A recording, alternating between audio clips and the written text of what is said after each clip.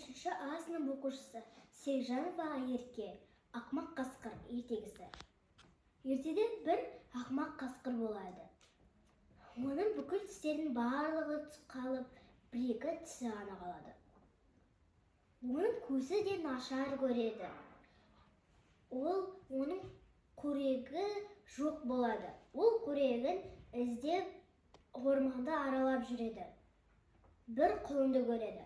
Құлынға айтады: Құлын, тоқта, мен сені жеймін дейді. Құлын айтады: Сен мені қалай жейсің? Сенің тістерің жоқ қой. Деп қасқыр айтады: Мынау не? Тіс емес, мынау немене? Деп айтады. Құлын айтып жатқан кезінде басынан бір тебеді. Есінен танған қасқыр көп ұзамай жатып қалады.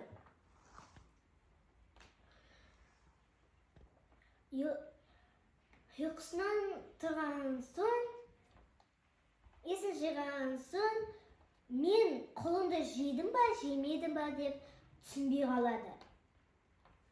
Қарны ашқаннан іші оратылып қалыпты. Ол тігіншіні көреді. Тігіншіге айтады: Тігінші, мен сені жеймін, дейді. Тігінші айтады: Мен сенің ішіңе сиям ба? Өлшеп көрейін, деп арттан өлшейді. Құйрығынан мықтап ұстап тұрып, көлденең бір, тігінен бір деп арқасынан ұра береді. Қасқыр жана тигені сондай айқайлап қашып кетті. Тігіншінің қолында қасқырдың жарты құйрығы қалып қойды. Қасқыр ешкіні көреді. Ешкіге айтады: Ешкі, тоқта, мен сені жеймін, дейді. Ешкі айтады: Мен тым қартайып кеткенмін, сен мені қалай жейсің? Одан жарайды, мен сенің аузыңа өзім түсейін. Анда тұрған таудың үстіне мініп тұрып, сенің аузыңа секірейін. Сол кезде оңай болар, деп айтады. Қасқыр аузын ашып сояққа барып тұрады.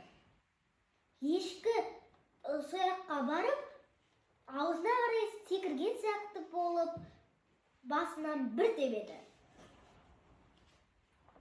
Ол тағы да құлап түседі. Ол келе жатып бір жемтікті көреді. Айтады: Осы жемтікті жеп тоятын болдым ғой, деп жемтікке баратқан кезде түк деген дауыс шығады. Аяғының астына қараса, қақпанға түсіп қапты. Аңшылардың қақпағына түсіп қапты. Ертегі аяқталды.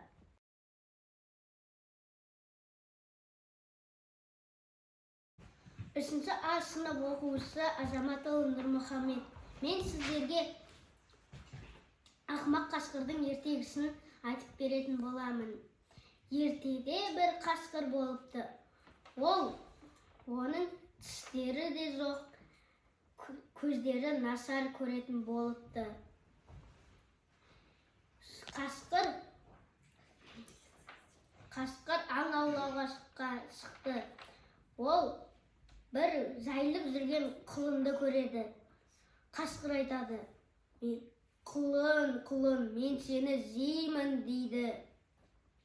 Ал құлын айтады: Сен мені қалай жемексісің, дейді. Тістерім де жоқ, дейді.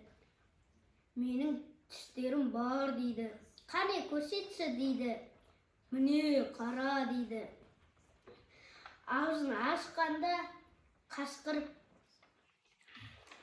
құлын келіп бір аузынан тебеді. Қасқыр есінен танып құлайды. Ол әрең дегенде тұрады. Ол қайттан азық іздеуге шықты. Ол тігіншіні көреді. Тігінші, мен сені жеймін дейді. Я, же, бірақ мен сенің ішіңе сыям ба, сыймайым ба, соны өлшеп алайын дейді. Жарайды дейді. Ал қарайды. Артынан келіп қарайды, өлшеп. Көлденеңнен бір, ұзынынан бір деп айтып, қолында инесін тығып алады.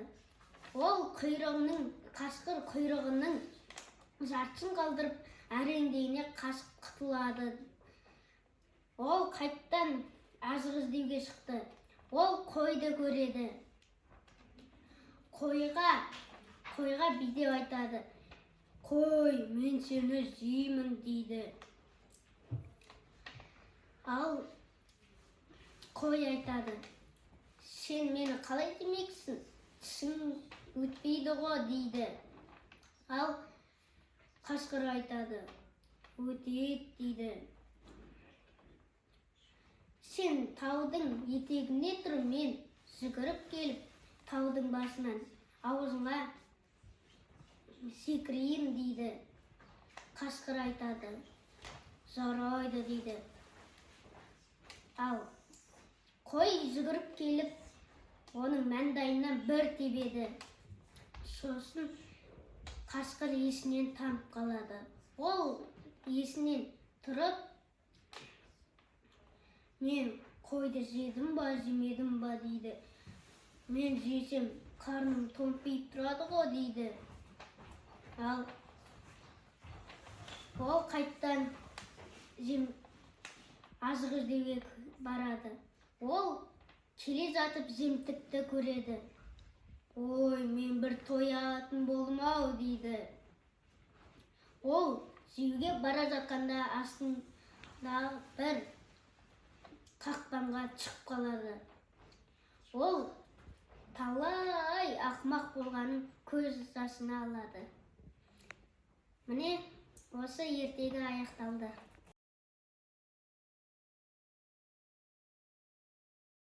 Мен 3-ші А сыныбының оқушысы Сапиева Айсынамын. Ақымақ қасқыр ертегісі. Ертеде бір қасқыр болыпты. Оның тісі жоқ, өзі әлсіз, көзі нашар көреді.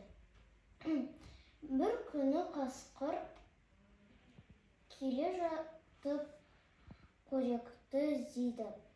Бір жайлауда құлынды көреді. Құлын, мен сені жеймін дейді. Сен тісің жоқ қой, қалай жейсің дейді. Мынау тіс немене емес пе? Сонда қасқыр тісін көрсетіп тұрғанда, құлын аяғымен бір теуіп жібереді. Содан соң қасқыр бара жатады, тігіншіні көреді. Тігінші, мен сені жеймін. Тоқташы, мен сені өлшеп алайын. Тігінші бір тігінен, бір көлденен өлшейді. Қасқырдың құйрығын мұқтап ұстап алады. Сонда қасқыр шыдамай бір айқайлап жібереді. Жүгіріп кетеді. Тігіншінің қолында қасқырдың құйрығы қалып қояды. Қасқыр келе жатып ешкіні көреді. Ешкіге айтады. Ешкі, мен сені жеймін. Тоқташы, мен анау жерге мініп алып, жүгіріп, сенің аузыңа түсейін деді.